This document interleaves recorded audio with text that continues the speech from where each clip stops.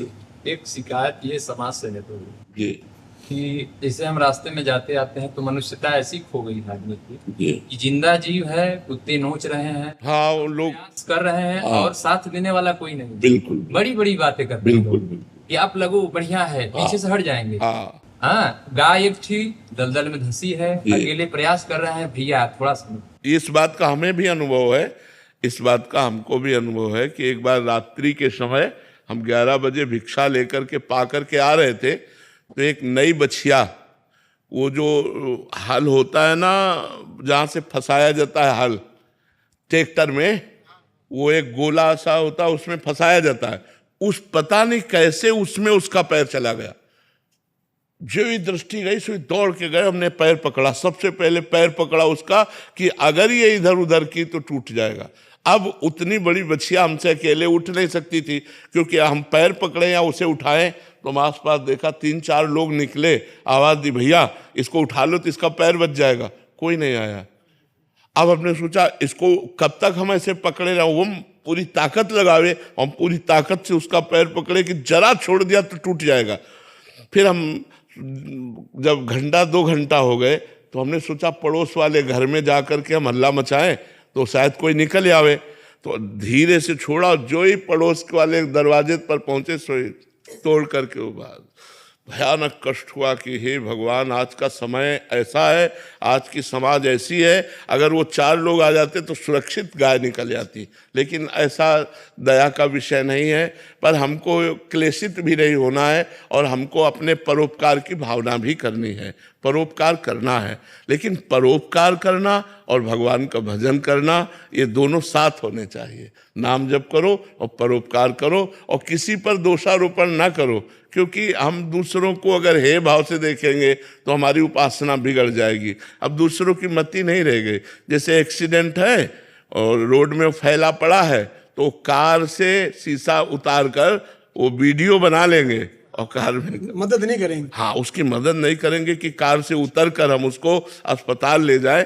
प्रायः ऐसी भावनाएं कम होती चली जा रही, मनुष्यता कम, इस बात में हम आपका सपोर्ट करते हैं कि ऐसी भावनाएं कम होती चली जा रही है और ये बहुत हानिकारक है। मनुष्य वही है जो दूसरों के हित काम आवे। मनुष्यता यही है कि दूसरे का दुख देखकर हम विचलित हो जाए और हमें लगे हे भगवान मैं तन मन धन से क्या कर सकूं कि इसका दुख मिट जाए। आज इस भावना का बड़ा ह्रास होता चला जा रहा है, क्योंकि लोग स्वार्थ बुद्धि से युक्त होते जा रहे हैं।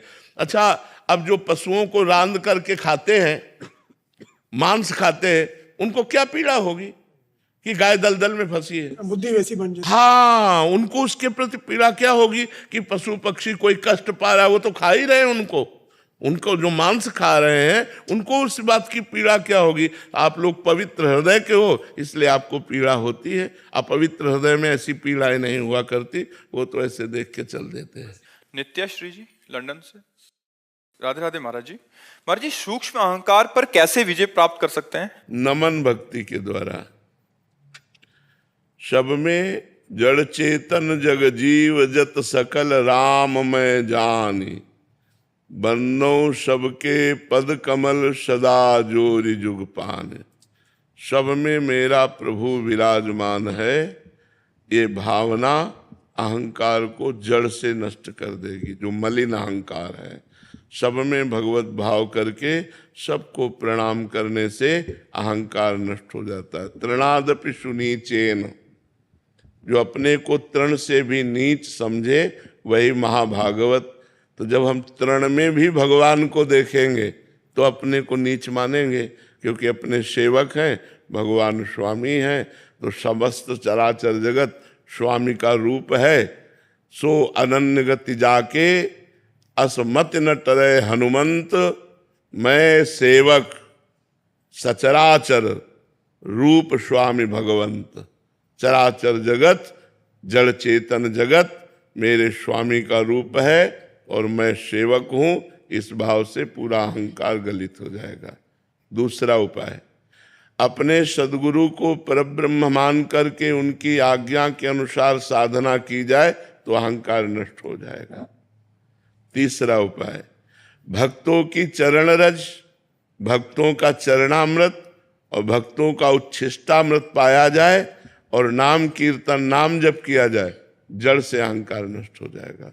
इन तीनों उपायों में जो उपाय सहज लगे वो करके देख लो, आपका अहंकार गलित हो जाएगा। पर दीर्घ काल तक दवा का प्रयोग हो, जो 3 प्रकार की औषधि बताई गई, दीर्घ काल तक प्रयोग हो तो अनंत जन्मों से जिस देहाभिमान में हम फंसकर बार बार जन्म मरण के चक्र में भटक रहे, वो देहाभिमान गलित हो जाएगा। अनिल जी राजस्थान से। श्री हरिवंश महाराज जी। महाराज जी, हमें शरणागति मंत्र मिले कि कुछ बात आपकी वाणी से सुना कि शरणागत साधक अगर कोई भी त्रुटि करता है तो उसका दोष गुरुदेव भगवान को लगता है। हमें हर समय ये डर लगा रहता है कि हमसे कोई पाप कर्म ना बन जाए जिसका दोष हमारे गुरुदेव को लगे। ऐसा हमको भी डर रहता है, आपको ही नहीं, ऐसा हमको भी डर रहता है।